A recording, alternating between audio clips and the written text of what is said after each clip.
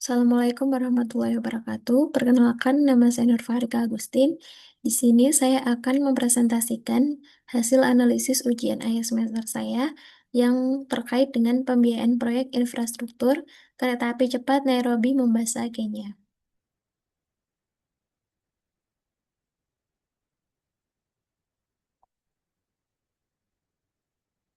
Pembahasan presentasi pada kali ini yaitu yang pertama, data-data proyek, yang kedua adalah tantangan yang dihadapi, yang ketiga adalah opsi-opsi pembiayaan, dan yang keempat adalah keputusan akhir.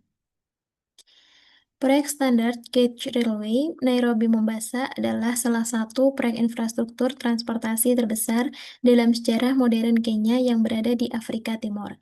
Panjang jalur proyek ini sekitar 472 km yang menghubungkan antara pelabuhan Mombasa ke ibu kota Nairobi dan diperluas hingga Naviasa dengan total jarak mencapai kurang lebih 592 km. Pembangunan pada proyek ini dimulai bulan Oktober 2014 dan merupakan bagian dari program pembangunan nasional Vision 2030. Tujuan dari pembangunan ini adalah untuk membantu mentransformasi Kenya menjadi negara industri dan mengurangi ketergantungan terhadap bantuan internasional. Proyek ini telah diresmikan pada tahun 2017 dan dibangun oleh China Road and Bridge Corporation. Sebelum proyek ini dimulai, jaringan kereta api di Kenya memiliki total panjang sekitar 2.210 km. Jalur utama membentang sejauh 1.083 km dari Mombasa melalui Nairobi dan Nakuru hingga Malaba di daerah perbatasan Uganda. Selain itu, terdapat jalur cabang sepanjang 217 km dari Nakuru dan Kisumu yang menghubungkan dengan layanan feri di Danau Victoria. Rangkaian jalur tambahan sepanjang 618 km yang menghubungkan berbagai wilayah seperti Magadi, Taveta, Kitale, Butere, Nyahururu, Nanyuki, dan Solai. Berikut pada bagian sebelah kanan adalah gambar lokasi wilayah jalur Standard Gauge Railway fase 1 dan fase 2A yang dari sumber penelitian terdahulu. Kemudian tantangan yang dihadapi dari proyek pembangunan Standard Gauge Railway di Kenya ini adalah yang pertama, tantangan lingkungan dan fragmentasi ekosistem. Pembangunan SGR ini berdampak pada penurunan tutupan hutan sebesar 2,6% dan lahan pertanian sebesar 13% di wilayah Nairobi dan Kiambu. Jalur rel memicu fragmentasi habitat di Taman Nairobi dan Tsavo serta adanya konflik dari manusia dan juga satwa. Underpass yang dibangun tidak memadai dan aktivitas yang ilegal ini juga dapat mengganggu ekosistem yang ada di daerah Kenya tersebut. Mitigasi yang diperlukan untuk menghadapi tantangan lingkungan dan fragmentasi ekosistem ini adalah restorasi vegetasi, peningkatan jalur lintasan satwa, dan pemantauan ekologis yang dilakukan untuk jangka panjang. Kemudian tantangan yang kedua adalah tantangan beban finansial hutang dan juga isu keberlanjutan. Biaya konstruksi yang mencapai sekitar 5,6 juta per kilometer US dollar menyebabkan adanya defisit operasional tahunan sekitar 88 juta US dollar. Volume kargo yang rendah dan margin keuntungan yang tipis ini semakin memperburuk beban keuangan. Skema pembiayaan yang didominasi oleh pinjaman dari Exim Bank Cina, ini sebesar 90%, menimbulkan adanya kekhawatiran adanya debt trap diplomasi, terutama karena aset strategis ini dijadikan jaminan. Pandemi COVID-19 mendorong Kenya untuk melakukan negosiasi penundaan pembayaran hutang sebesar 245 juta dan memperpanjang tenor. Disverifikasi pembiayaan seperti KPBU dan juga audit independen menjadi sangat diperlukan untuk menghadapi tantangan beban finansial hutang dan juga isu keberlanjutan. Selanjutnya adalah tantangan operasional dan logistik. ICD atau Inland Container Depot di Nairobi mengalami hambatan dalam bea cukai dan juga keterlambatan pengiriman. Biaya tambahan seperti demurrage dan pengembalian kontainer ini dapat mengurangi efisiensi. Banyak pelaku logistik yang lebih memilih menggunakan moda transportasi yang ada di jalan raya karena lebih fleksibel dan juga lebih cepat apabila dibandingkan menggunakan kereta api ini. Volume angkutan kereta masih terbatas pada komoditas tertentu dan konektivitas antar moda yang tertentu juga, terutama pada last mile delivery yang belum optimal. Selanjutnya adalah tantangan kelola dan juga tantangan konflik sosial. Proses pembebasan lahan, proses pembebasan lahan yang ada, proses pembebasan lahan Proses pembebasan lahan memicu konflik dan juga sengketa hukum akibat kompensasi yang lambat dan juga tidak adil. Minimnya keterlibatan masyarakat lokal dan kontrak tertutup antara government to government atau pemerintah dengan pemerintah yang dilakukan oleh Kenya dan juga Cina ini memicu beberapa kritik. Dominasi kontraktor asing serta terbatasnya transfer teknologi semakin memperparah peran lokal. Kasus korupsi dalam pengadaan dan kompensasi lahan ini juga menunjukkan perlunya reformasi tata kelola dan juga sistem yang tertransparasi dengan baik. Berikutnya adalah opsi-opsi dari pembiayaan. Yang pertama adalah pinjaman dari Exim Bank of China. Sumber utama pembiayaan pada fase pertama proyek ini sebesar 90% atau 3,6 miliar US dollar. Skema pembiayaan ini terdiri dari buyer's credit dan juga concessional loan. Kelebihan dari pembiayaan ini yaitu yang pertama, dana tersedia lebih cepat dan dalam jumlah yang besar. Kemudian yang kedua, bunga relatif lebih rendah yaitu sebesar 3-3,6% dengan masa tenggang 5 tahun. Yang ketiga, persyaratan reformasi atau kebijakan seperti pada lembaga multilateral ini minim. Selanjutnya adalah kelemahan dari pinjaman Exim Bank of China. Yang pertama adalah meningkatkan ketergantungan terhadap bilateral.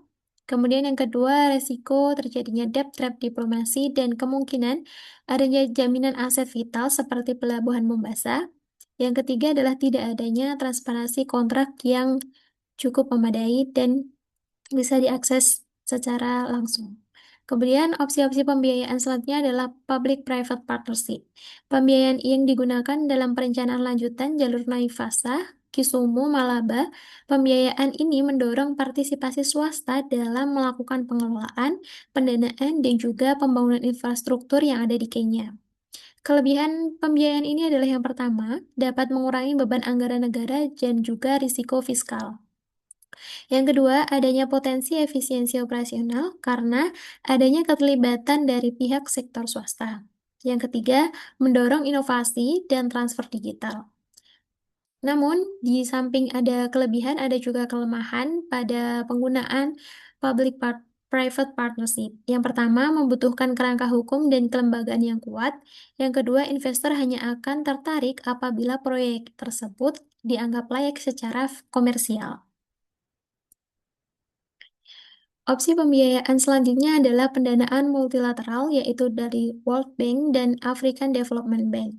Sumber alternatif potensial ini digunakan untuk mendukung infrastruktur seperti pelabuhan, jalan akses, dan sumber energi. Kelebihan dari pembiayaan ini adalah yang pertama, bunga lebih rendah dan masa pelunasannya bisa lebih panjang. Yang kedua, mendukung tata kelola dan sosial lingkungan yang berkelanjutan. Kemudian kelemahan dari pendanaan multilateral ini adalah yang pertama, memiliki prosedur yang panjang dan birokratis. Yang kedua adalah persyaratan seperti lelang terbuka, studi kelayakan yang dilakukan secara mendalam, dan juga audit berkala yang dianggap cukup ketat. Kemudian untuk pendanaan domestik dan sekuritisasi aset. Menggunakan levy domestik seperti Railway Development Levy Fund dan Securitization Asset dengan menerbitkan obligasi dengan jaminan pendapatan yang akan didapatkan di masa depan. Kelebihan dari pembiayaan ini adalah yang pertama, mengurangi ketergantungan terhadap pinjaman luar negeri. Yang kedua, mendorong pendanaan dalam pasar keuangan yang ada di domestik. Di samping ada kelebihan pendanaan domestik dan sekuritisasi aset, terdapat juga kelemahan. Yang pertama, pendapatan operasional dari proyek ini masih belum stabil. Kemudian yang kedua adalah resiko adanya gagal untuk membayar apabila volume kargo tersebut tidak dapat meningkat. Setelah dianalisis dari data-data proyek, kemudian opsi-opsi pembiayaan, berikut adalah keputusan akhir untuk pembiayaan infrastruktur proyek Standard Gauge Railway yang ada di Kenya. Yang pertama, sumber pendanaan utama. Sumber pendanaan utama ini terdiri dari 90% dan 10%. 90% pembiayaan berasal dari pinjaman bilateral dari Exim Bank of China, dan 10% sisanya ini dari anggaran nasional melalui Railway Development Levy Fund. Kemudian, yang kedua adalah struktur pinjaman. Jadi, struktur pinjaman yang ada di pembiayaan ini terdiri dari dua jenis, yaitu konsesional loan atau bunga yang rendah dan buyer's credit yang sebesar 3-3,6% dengan tenor 15 hingga 20 tahun dengan masa tenggang 5 tahun sebelum pelunasan dimulai. Kemudian yang ketiga adalah alasan pemilihan dalam skema pembiayaan. Alasannya yaitu ada beberapa. Yang pertama, bunga kompetitif dan pencairan dana lebih cepat apabila dibandingkan dengan lembaga multilateral. Kemudian alasan yang kedua adalah cocok untuk proyek dengan pengembalian investasi yang dilakukan secara jangka panjang. Yang ketiga adalah pendanaan terintegrasi dengan kontraktor utama, yaitu China Road and Bridge Corporation, dan menjamin efisiensi teknis dan percepatan dalam melakukan pelaksanaan proyek tersebut. Yang keempat adalah pertimbangan strategis. Jadi, untuk memutuskan keputusan akhir ini terdapat beberapa pertimbangan, yaitu salah satunya adalah sejalan dengan kebijakan Cina melalui Belt and Road Initiative atau BRI, Kenya menjadi mitra yang strategis yang otomatis dapat mendapatkan prioritas pendanaan dari Cina. Selanjutnya adalah pertimbangan alternatif. Opsi lain Selanjutnya adalah kesimpulan lanjutan dari keputusan akhir pada pembiayaan infrastruktur proyek Standard Gauge Railway yang ada di Kenya, yaitu adalah pertimbangan alternatif. Jadi, opsi lain seperti multilateral financing, PPP, dan obligasi domestik sempat dikaji dan dievaluasi. Namun tetap saja masih dinilai kurang cepat dan lebih kompleks apabila dilihat dari sisi birokrasi dan dibandingkan dengan pembiayaan infrastruktur yang digunakan ini. Untuk evaluasi lanjutan sendiri, fase 1 dan juga fase 2A ini telah berhasil dibangun dengan skema pembiayaan tersebut. Keterlambatan yang ada pada pembangunan fase 2B ini dan juga ekstensi ke Uganda masih menandai adanya batasan efektivitas dari skema pembiayaan ini. Maka dikhawatirkan terjadinya lonjakan hutang dan ketergantungan tunggal pada Cina yang mendorong evaluasi yang berulang. Untuk yang terakhir adalah arah pembiayaan yang ada di masa depan. Pemerintah Kenya ini mulai membuka opsi seperti skema public-private partnership, pinjaman multilateral atau World Bank, ada juga Africa Development Bank, dan disverifikasi pembiayaan yang domestik.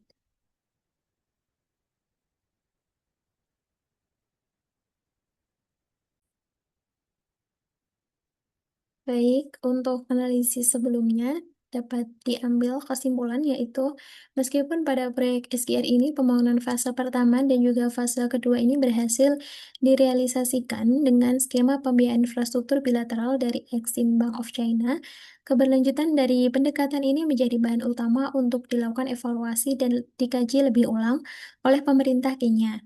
Penyebabnya adalah yang tadi sudah disebutkan, yaitu terjadi keterlambatan pada fase pembangunan 2B, yaitu rute Naviasa dan Kisumu, Malaba, dan juga ekstensi ke Uganda yang diperkirakan dapat mencapai atau terlambat hingga pertengahan 2025. Proyek ini masih dalam tahap perencanaan dan belum memiliki kepastian sumber pendanaan yang akan digunakan selanjutnya.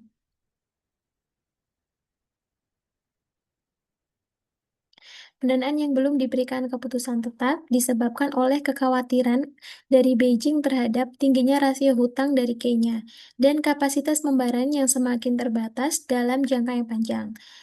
Dahulu pemerintah Kenya menganggap bahwa skema pembiayaan yang paling efisien dari segi kecepatan dan volume adalah menggunakan skema dari Exim Bank of China ini. Saat ini pemerintah Kenya mulai mempertimbangkan kembali untuk skema pembiayaan lanjutan fase proyek tersebut. Pemerintah Kenya mulai membuka opsi alternatif seperti Public-Private Partnership atau PPP. Kemudian ada pinjaman multilateral dari African Development Bank dan World Bank dan memanfaatkan dana domestik yang ada melalui sekuritisasi aset serta peningkatan Railway Development Levy Fund. Strategi ini diambil dengan tujuan untuk lebih memperkuat sumber pendanaan, menurunkan ketergantungan tunggal pada salah satu negara kreditor, meningkatkan transparansi pendanaan, akuntabilitas, dan daya tawar pemerintah Kenya dalam menegosiasi proyek yang strategis tersebut. Sekian dan terima kasih presentasi dari saya, kurang lebihnya mohon maaf. Wassalamualaikum warahmatullahi wabarakatuh.